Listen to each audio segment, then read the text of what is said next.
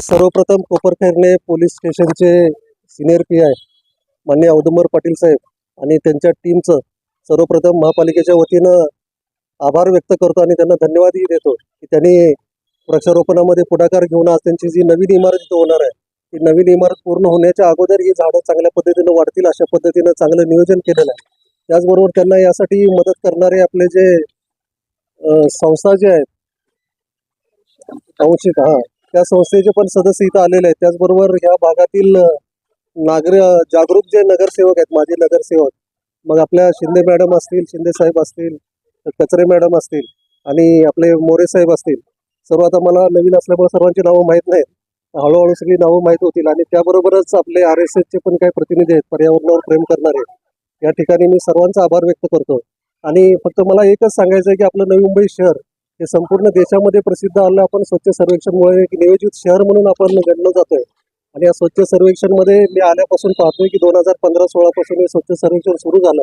आणि त्यावेळेपासून एक आपण ब्रीदवाक्य साहेब आपण ठरवलं होतं की निश्चय केला नंबर पहिला, पण तो आपण निश्चय करतोय पण अजून नंबर काय आपला येत नाही. त्यामुळे ह्यावेळेला निश्चितच आपण ह्यावेळेला अगदी मनापासून काम करून निश्चय केला नंबर पहिला हे ब्रीदवाक्य धरून आम्ही काम या ठिकाणी सुरू केलेलं आहे.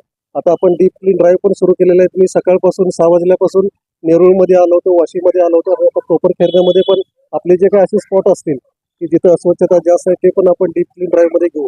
स्वच्छ सर्वेक्षणचं जर आपण बघितलं तर आता आपले सगळे सदस्य आहेत, त्यांचं सगळ्यांचं नागरिकांच्या बरोबर त्यांचा संबंध पण येतोय. स्वच्छ सर्वेक्षण मध्ये जे इंदूर आणि सुरत जी शहरं आपल्या पुढे आहेत ती फक्त 2-3 मुद्द्यामुळे आपण मागे पडतोय. तर त्यातला पहिला सर्वात महत्वाचा मुद्दा आहे की सिग्रिगेशनचा. ओला आणि सुका कचरा आपण वेगळा करत नाही, त्या ठिकाणी आपली मार्ग गेलेले आहेत. आणि झाडांच्या बाबतीत जर वृक्षारोपणाच्या बाबतीत बघितलं तर अलीकडे MPCBनं जे प्रदूषण नियंत्रण मंडळानं जे आपलं एअर क्वालिटी बघितली तर एअर क्वालिटी आपली त्याची खराब आहे. त्यामुळे आपण प्लांटेशनचा पण प्रोग्राम आता हाती घेतलेला आहे. आणि जे काय आपले पॉल्युशनची एअर पोल्युशन जे खराब आहे त्याला कारण आपले जे डेव्हलपमेंटची जी कामं आहेत त्या ठिकाणी पण आपण उपाययोजना सुरू केलेल्या आहेत. तर मागच्या वेळेला आपण ट्री सेन्सस केले. आपल्या माहितीसाठी सांगतो की आपल्या नवी मुंबई शहरामध्ये जवळपास 15,78,000 वृक्ष आपल्याकडे आहेत.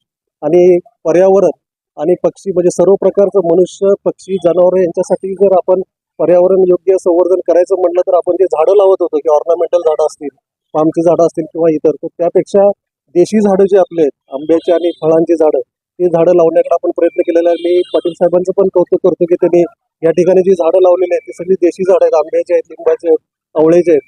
तर अशा पद्धतीनं प्रत्येकानं जर झाडं लावली, महापालिका यामध्ये सर्व प्रकारची मदत करायला तयार आहे. आमच्या नर्सरी पण आहेत.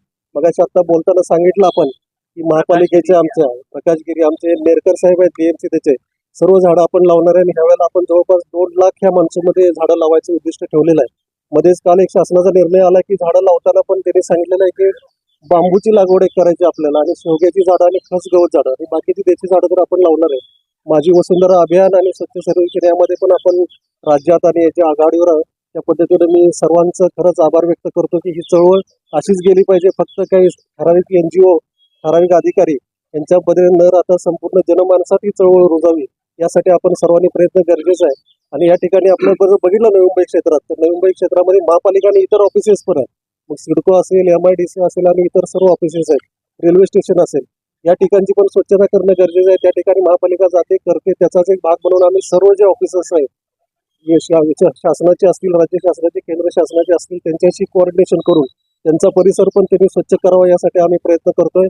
आणि त्यांना जर काही स्टाफच्या ऐवजी अडचण येत असेल तर आम्ही आमच्या महापालिकेच्या मार्फत पण ते स्वच्छ करायला सुरुवात केलेली आहे. आता आम्ही वाशी रेल्वे स्टेशनला जाऊन डीप क्लीन ड्राईव्ह तिथे जाऊन घेतलेला आहे.